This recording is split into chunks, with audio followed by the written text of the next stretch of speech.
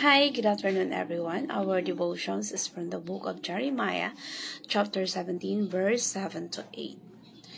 But blessed is the one who trusts in the Lord, whose confidence is in Him. They will be like a tree planted by the water that sends out its roots by the stream. It does not fear when heat comes. Its leaves are always green. It has no worries in a year of drought and never fails to bear fruit.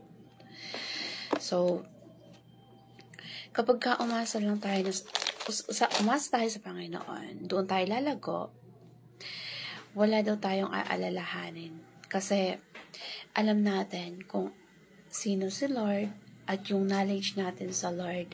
Pag na-exercise yan at na-apply natin sa buhay natin, ay kailangan i-apply natin. Kasi kapag knowledge lang yan at hindi natin i-apply, mananatiling knowledge lang yan. Kailangan masubukan natin yung sarili natin na maging matatag na nananalig sa Panginoon. Kasi mapalad ang isang tao na umaasa sa Diyos at hindi matitinag ang kanyang pananampalataya sa Diyos. Kaya para daw siyang isang puno, na yung puno na yon nakatanim sa tabi ng ilog na umaagbot yung ugat sa tubig. At kahit anong pagsubok na danasin ay hindi ito matitinag ng anumang unos at mananatiling punong kahoy. Kahit dumating man ang tag-init o tag-araw, palaging sariwa ang dahon. At we grow in our faith kung ina-exercise natin. Yung pananampalataya natin, kapag hindi natin in-exercise, hindi yan lalago. Kasi parang yung katawan natin, kapag hindi natin na-exercise, magiging mahina tayo na pag wala tayong exercise, manghihina tayo. So, ganun din sa ating pananampalataya na alam natin ang Diyos ay tapat. Exercise natin yung pananampalataya natin na nagtitiwala tayo sa Kanya ng tapat. Kasi, ano man ang problema na dumating sa atin kapag dumulog tayo sa Kanya at gamitin natin yung mga bagay na yung faith natin, i-exercise natin, lumalago tayo. Kapag lagi tayong, if we grow in our faith, yung nutrients ng Bible ay magiging mamamanifest natin yun. Kasi that we are like a tree na sabi sa Jeremiah, katulad ng punong kahoy na hindi nalalanta. Yung taong nagagalak at nasumunod sa aral ng Panginoon. Ito yung mga taong araw-gabi ay araw-araw na nagbubulay sa salita ng Diyos. At kung ito ay binabasa natin, pinagbubulay-bulayan, dyan tayo lumalago, palalim, at parang nutrients yan Mas tatatag tayo, mas magiging malusog tayo.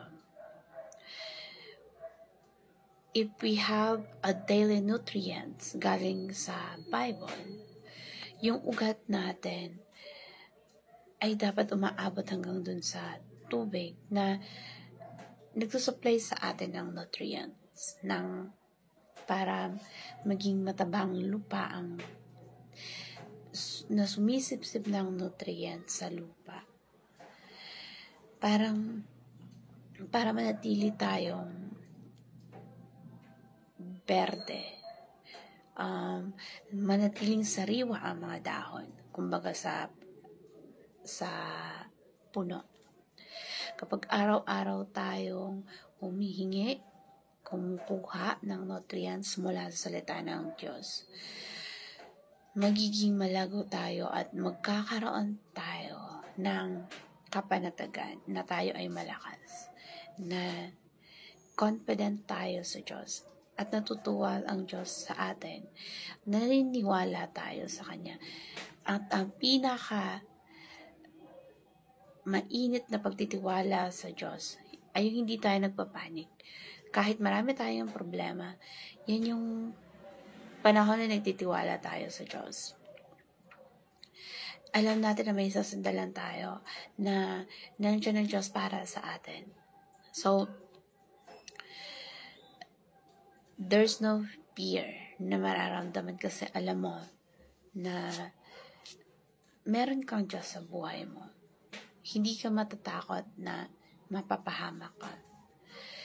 At yun ang napakalaking bagay na pagkakaroon ng tiwala sa Diyos. Na ano man ang pagdaanan natin, pagdurusa, alam natin na kaya natin na panghawakan or kaya natin na yung relasyon natin sa Diyos, when we put our confidence in Him, hindi tayo magpapanik. Hindi tayo pagsasakloban ng langit at lupa. Yung pakiramdam na gano'n, kasi may confident tayo sa Diyos. Magiging confident tayo sa ating sarili na hindi natin iindahin yung mga problema. Kasi confident tayo na may Diyos na masasandalan natin. Kapag meron tayong sasandalan, parang magulang natin na alam natin nandiyan para sa atin, magiging comfortable tayo na knowing that they are with us. So, exercise our faith because our Lord is para siyang mas matibay pa sa pader ng sinasabing pinaka matibay na sandigan ng kahit ano pa mang sitwasyon na mahirap. Kahit may mga karamdaman yung mga mahal mo sa buhay, dumulog lamang tayo sa Panginoon. Kahit maraming gastusin at kahit anong problema pa yan. Pero kapag na-exercise natin yung faith at lalong kinakailangan natin, yung mga mahihirap na sitwasyon, hindi tayo nagpapanik. Nagtitiwala tayo sa ating Diyos. At yan yung pag-exercise ng faith natin. So, get daily nutrients. Kasi yun yung magandang disiplina para pag araw-araw tayo nagbabasa ng salita ng Diyos, inuunawa natin kung ano yung nakasaad sa Biblia. Nagkakaroon tayo, para tayong halaman na araw-araw dinidiligan. Nare-refresh tayo at hindi tayo matutuyo. Yung buhay spiritual natin at Kristiyano, hindi matutuyo yan. So, parang pagkain na kumakain tayo everyday.